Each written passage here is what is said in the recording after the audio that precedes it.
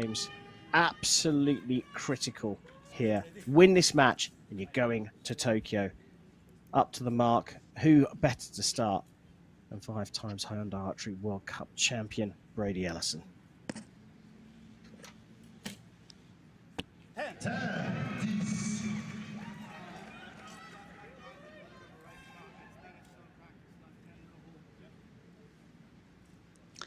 Brady's given some real advice there to his teammate about the wind conditions changing. I think he said it was different from where they were practicing, just over the other side of the field.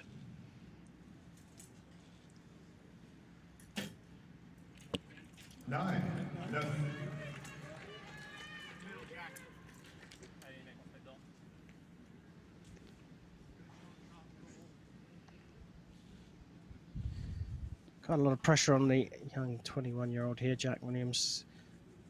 There's a sense of determination amongst these 3 Americans, but perhaps a little harder for someone so young, shooting into the 8 ring for a 27 at the halfway stage. And talk about young, here's another young man, 23-year-old Thomas Cheroux.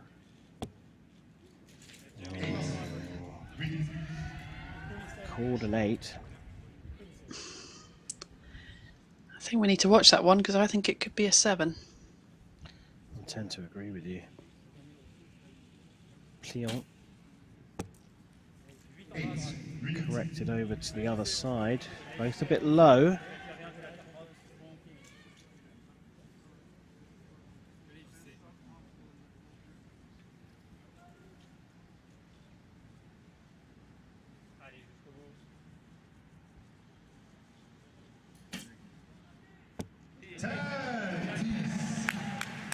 Valadon whacking it into the 10, but a 26 means a halfway point lead for the 3 Americans.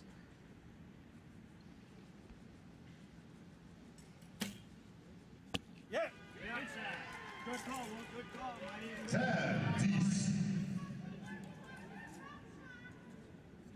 Good strong shot.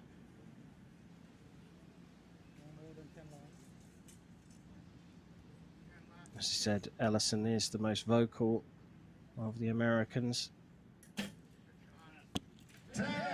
Great grouping as well for those arrows in the 10. So whatever he's saying, it's working. I think they're having big discussions about those flags. You've just seen the shot there, the big feather flags, giving quite a lot of information.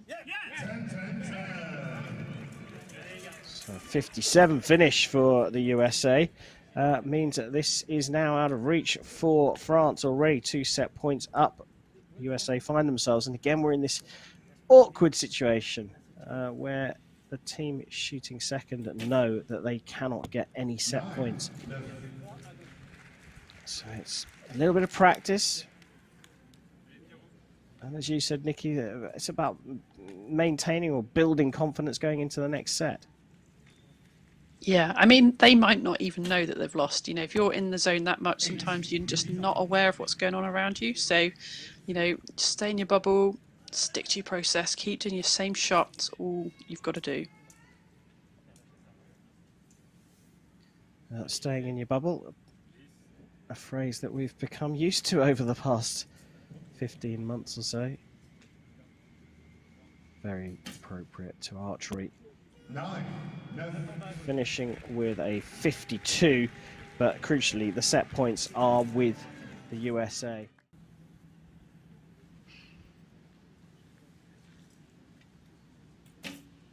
So still and calm, isn't he? Looks very strong at full draw, doesn't he? Yeah, really focused. You can see his eyes latched onto the centre of the target. You know, he's just running through the process and executing everyone as he wants to.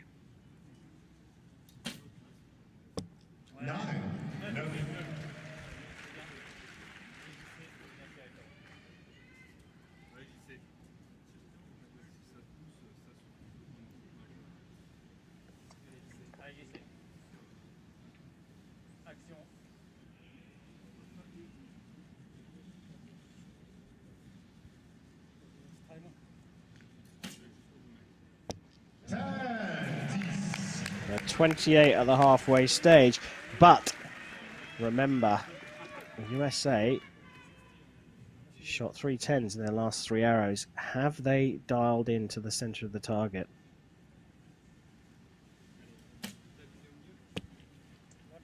No. An 8. An unusual 8. Now, we had a 6 from Ellison in the quarterfinals, but we think that that was not necessarily a technical fault, but a malfunction in something in his process, or the arrow fell off the rest. There, though, that looks to be a wind-affected one. So now his communication skills come up to the fore, as he has clearly passed on the right instructions to Jacob Wookie.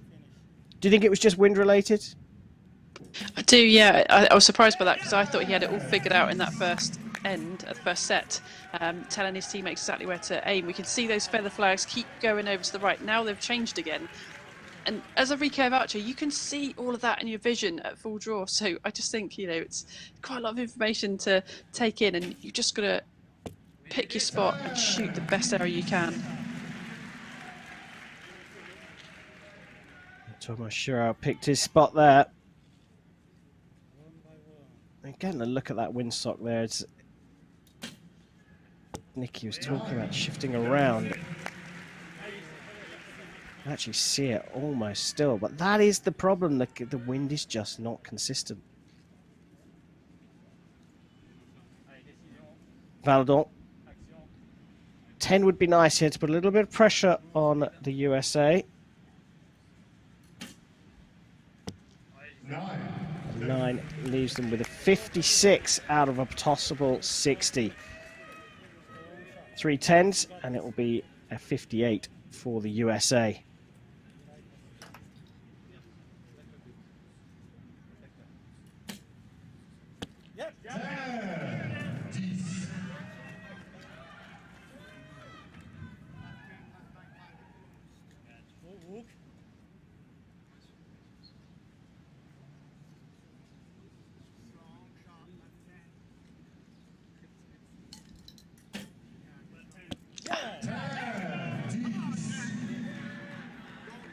It is quite phenomenal.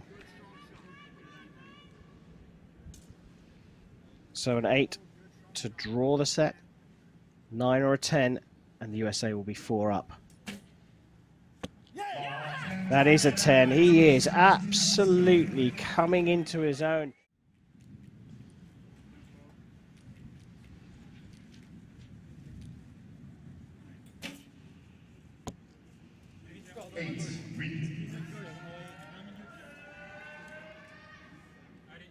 It looks like it was on the line, and it is only an 8.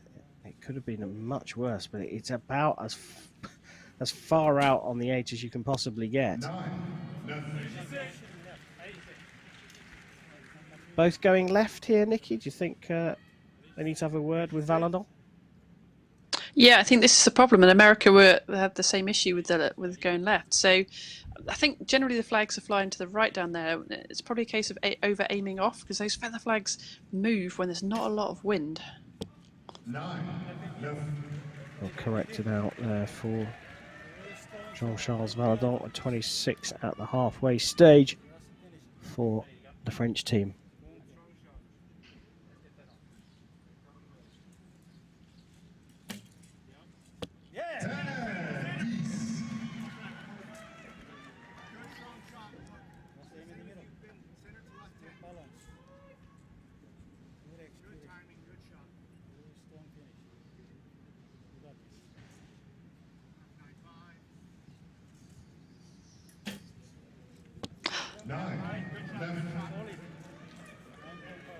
There's a real lack of follow through with Wookie. You know, he's just, as soon as just shot the arrows through the clicker, he's gone off the line, and you know, want to see a little bit longer to follow through. Make sure that you finish the shot before you walk away.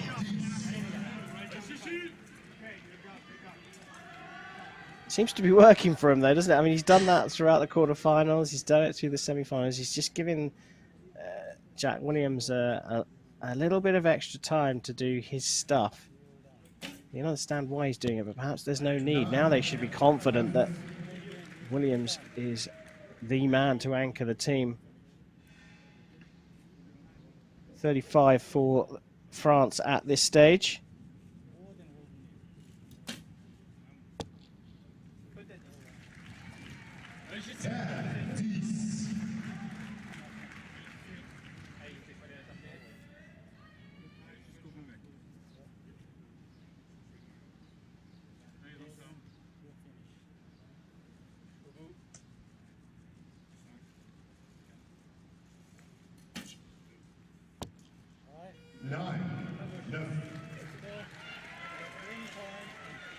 So finishing off with a 54, quite gettable for the trio lined up for the USA. First up, Brady Ellison. Oh, that's what he wanted. You can see how much this means to Ellison. 2 arrows away from booking a place at the Tokyo Games. They have 5 points to play with. Shoots fast, leaves fast. 49 now, 54 the target to get the 1 point they need. Surely on Jack Williams' form, we are not going to be seeing a 5. What a finish from the USA. And yes, Jack was the yell from Brady Ellison. A big hug between Ellison and Wookie. And the USA have taken this in some style, beating France in the semi-finals 6 points to 0. And the USA will be shooting at the Olympic Games in Tokyo. And you can bet your bottom dollar they might well be standing on top of the podium in just a few weeks' time.